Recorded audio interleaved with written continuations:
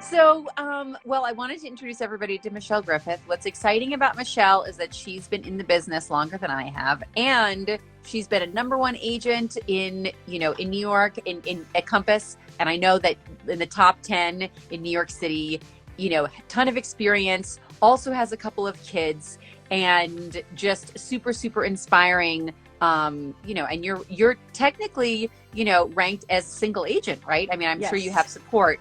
But I think that that's really, really outstanding, because it's not easy to be, a single agent and getting the kind of numbers that you're doing. I know you were at almost 150 million last year, which is a huge, huge number.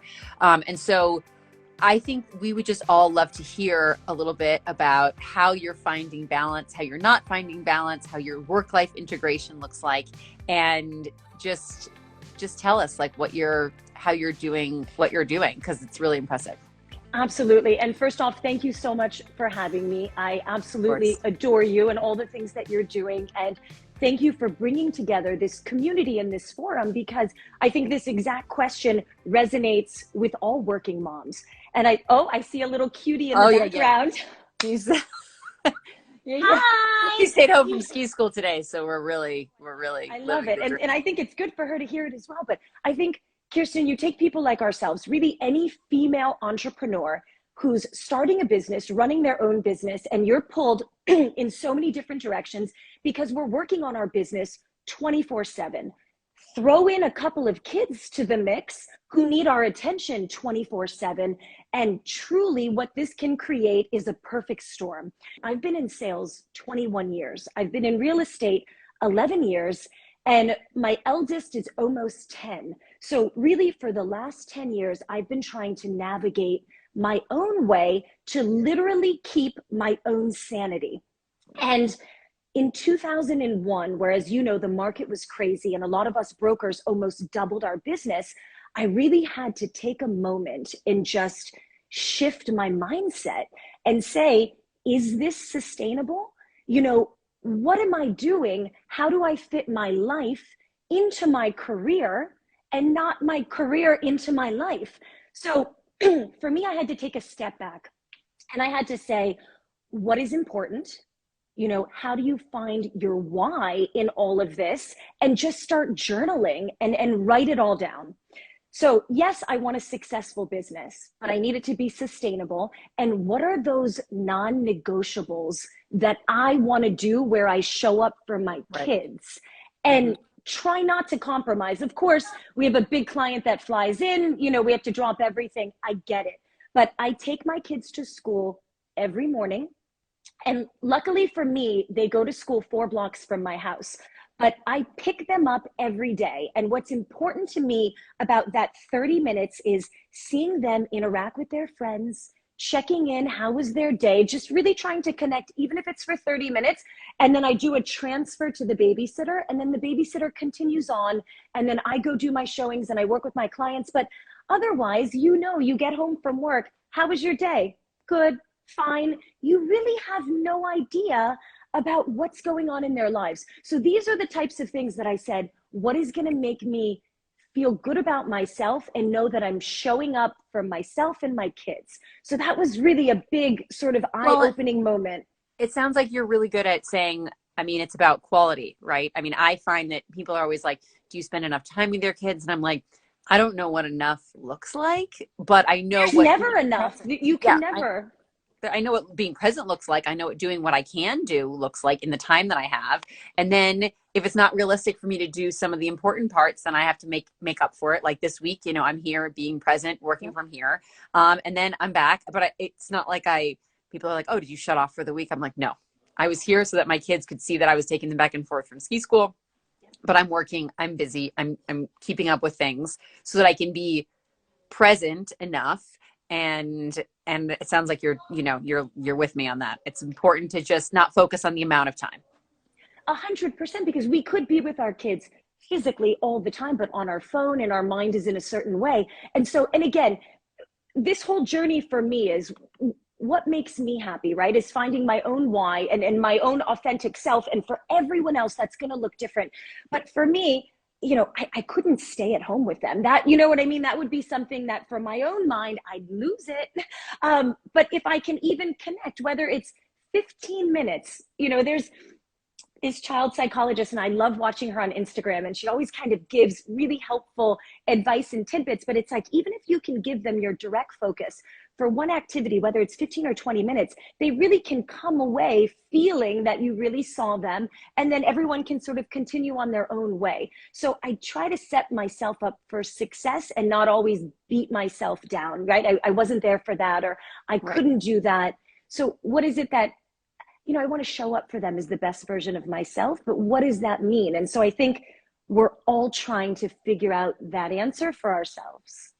So do you have any other hacks or any other tips that you found over the years as your kids are growing up? I mean, you're not in the baby years. Your kids are not, so you're in that like in between where they probably start needing you more emotionally. Now it's less physical labor than it was before when they were super little. Do you feel like you have any takeaways of change that you've made as they've entered into this kind of next stage of life? And then any other tips you have for other moms that are trying to just, especially in the real estate industry? I think a lot of women get into real estate later on.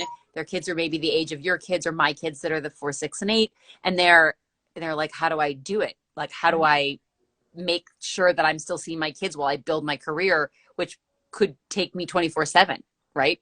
100%. I think the first part is really getting very real with yourself and figuring out how you can support all aspects of your life. And you're going to see how that changes, because when you're in the baby phase, they need you in a very different way versus where my kids are 6 and 9 versus when your kids are in high school. So I think it's really examining, where do you need support? So for me, whether it's hiring the babysitters or tutors or someone fun who's going to do certain activities, and then making sure that you have the support at the office.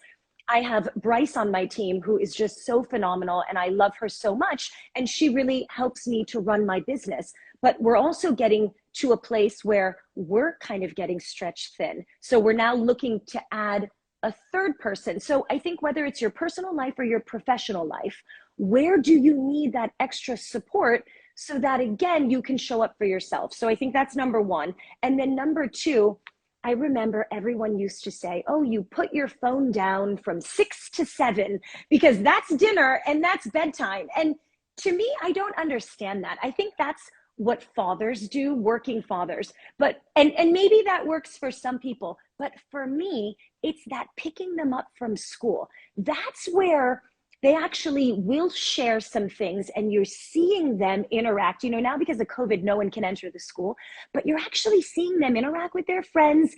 Something just happened at school, and they're going to tell you by 6 o'clock.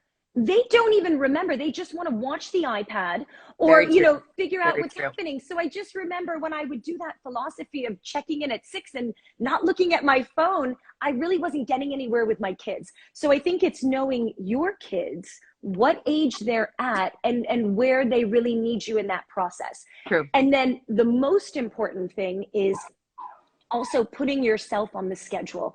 And that was something I didn't do forever. What did my clients need? What did my business need? And what did my kids need?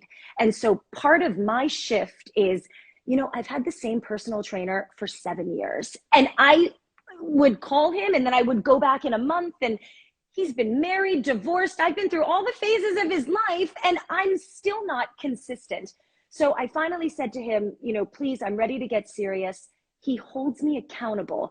And if we don't train 2 times per week, he makes me go the next week 3 times to make up the session. So I finally put myself back on the schedule. So I'm, working out, I'm working on my own mental health, and whatever that means for each individual entrepreneur, you have to figure that out, whether that's scheduling a therapy appointment, a Botox appointment, a training appointment, whatever it is. I think we have to make sure that we take care of ourselves so we can show up for our kids and our clients. Do you have an award-winning formula that's your award-winning formula for keeping your head straight?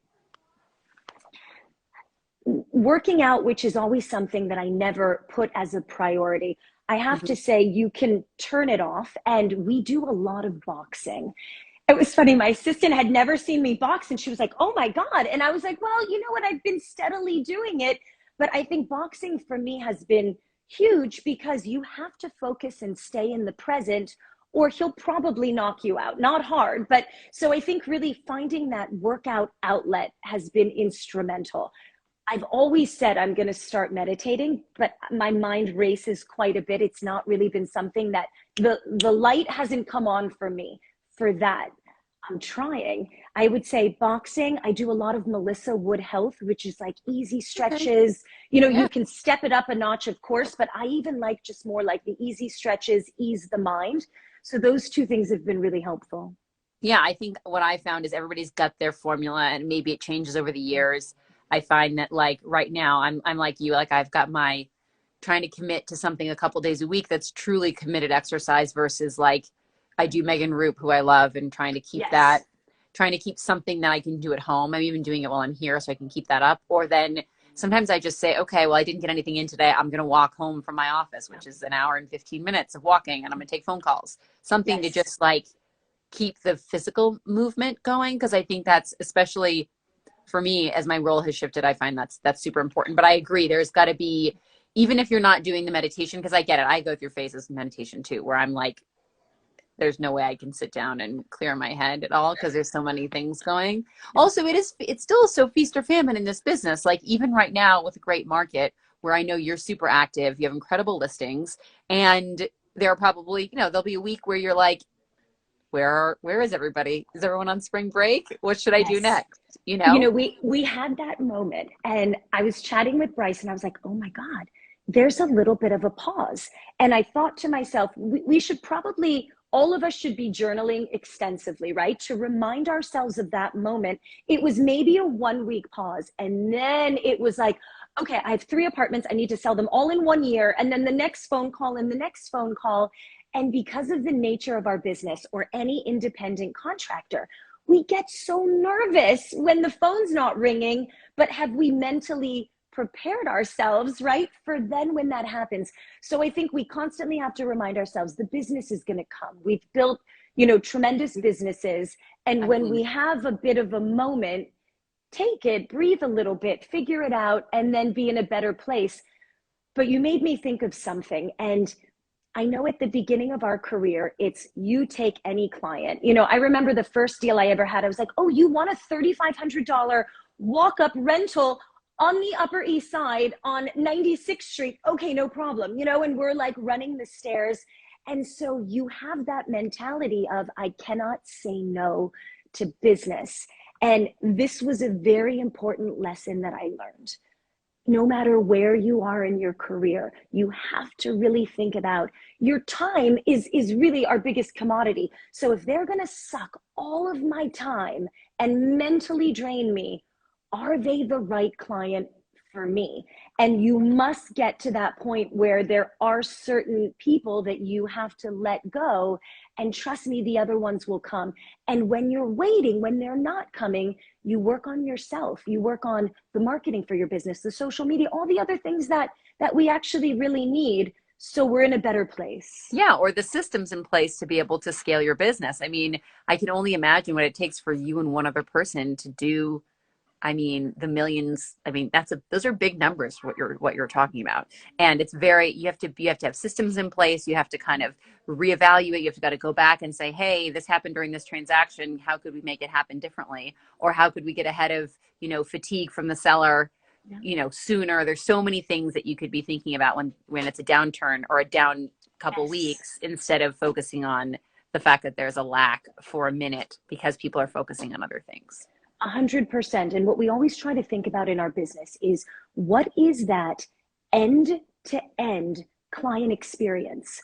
Where did we go wrong? Where could we have made it better, right? You go to the Four Seasons or you go to the One and Only or some of these high-end hotel chains, right? They pull up the notes and they can easily look and see exactly and bring out these certain things. We want to make sure that we have systems in place where our client end-to-end user experience is curated, well thought out, and we're not missing a beat. So that's what we try to reflect on, each time. And you learn from every deal. You learn from every client. You learn from every deal. It doesn't matter how long we'll be doing this. In 30 years, you and I, when, we'll be saying, oh my God, we're still learning from this.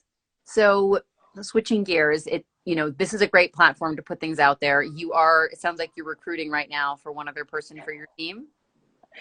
We are. It's really someone that's going to focus on that user end-to-end client experience, but do, more of the admin and the operations. So that is the role. I'm going to put that out there.